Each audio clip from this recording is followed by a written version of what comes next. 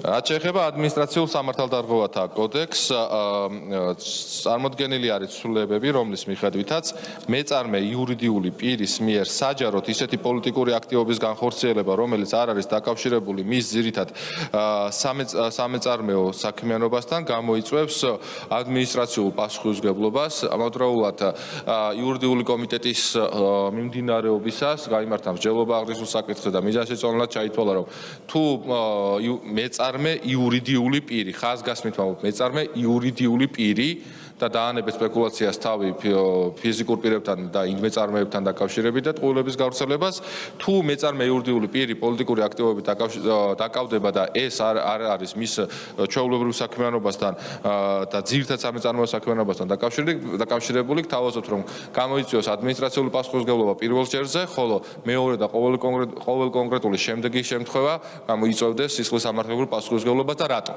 ჩვენ მოქალაქეთა პოლიტიკური გაერთიანების შესახებ კანონში გვაქვს შეტანილი ცვლილება, რომელიც წლებია უკვე მოქმედებს, რომ როგორც უცხოელ ისე ქართულ იურიდიულ პირებს უკრძალავს კონკრეტული პარტიის დაფინანსებას და რატომ? იმიტომ რომ კონკრეტულმა პარტიამ არ გაახორციელოს პოლიტიკური ქმედებები და არ გაატაროს იურიდიული პირის ინტერესები. ანუ იურიდიული პირი პოლიტიკური აქტივობით არ უნდა დაკავდეს.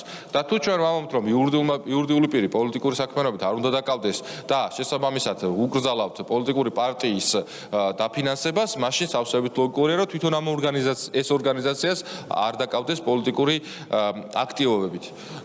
ბევრი ტყუილი მოვისმინეთ, მაგალითად ის, რომ რომელიმე საწარმოს დირექტორი ან დამფუძნებელი თუ აზრს დააფიქსირებს, რა ვიცი, მაგალითად თავის კრიტიკულ პოზიციას იქნება, თუ სულას ადგება და აქციაზე დადგება, ეს ჩაითვლება იურიდიული პირის მიერ პოლიტიკური საქმიანობის განხორციელებას.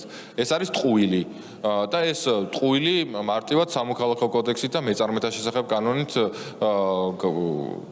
სიცხადე ამ ტყუილს ფარდა იხდება და სიცხადე შემოდის, რომ იურიდიული პირის პასუხისმგებლობა არის იურიდიული პირის პასუხისმგებლობა და განსხვავდება მისი დამფუძნებლის ან დირექტორის პასუხისმგებლობისგან, თუ უშუალოდ ეს დირექტორი თქვათ რაღაცა სხვა დანაშაულს არ ჩადის, მაგალითად ფინანსურ დანაშაულებს და აქ საუბარია, რომ როდესაც იურიდიული პირი თავისი სახელით, თავისი ქმედებებით პოლიტიკურ აქტივობაშია ჩართული და ეს მის სამეწარმეო საქმიანობასთან არ არის დაკავშირებული, გამომდინარე იქიდან, რომ იურიდიულ პირს არ შეუძლია პარტიის დაფინანსება, თუ პარტიის დაფინანსება არ შეუძლია, შესაბამისად აკრძალული უნდა იყოს მის უშუალოდ პოლიტიკური აქტივობის საკუთარი სახელით განხორციელებაც. ეს არის ერთი ის საკითხი, რომელიც სამართალდარღვევათა კოდექსშია, დანარჩენი რომელიც 153 პრიმა მუხლის სახით ემატება, დანარჩენი ცვლილებები მხოლოდ ტექნიკური ხასიათის არის ამ ნორმასთან გამომდინარე. სოფიო ხორგუანი. დავაზუსტებ, როდესაც გითხარით თავი გაქვთ თუ არა თქო, თქვენ თავად აპელირებთ გასული საუკუნის 30-იანი წლების კანონით შტატების და თავად მოგყავთ ეს მთავარ არგუმენტად.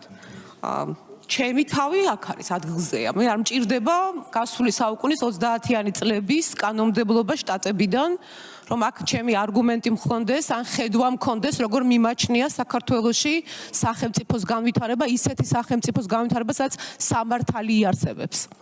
ახლა კითხვას მესამეჯერ გისვამთ ამ კითხვას. გავრცელდება თუ არა ეს კანონი იმედის ტელეკომპანია იმედის მფლობელებზე, ან ტელეკომპანია იმედზე მესამეჯერ სვამ ღელავ მათ მფლობელებზე ღელავ, მადარდებს მათი იმედი. ხო არ ვრცელდება მათზეც სისხლის სამართლის პასუხისმგებლობა ან ადმინისტრაციულ სამართალდარღვევათა კოდექსში ეს ცვლილება ხო არ გავრცელდება მათზეც, იმიტომ რომ მათ პირდაპირ და მასე ღიად აქვთ გაცხადებული, რომ მიზანი რატომაც აფინანსებენ ტელევიზიას არის პოლიტიკური. არ მალავენ ამას.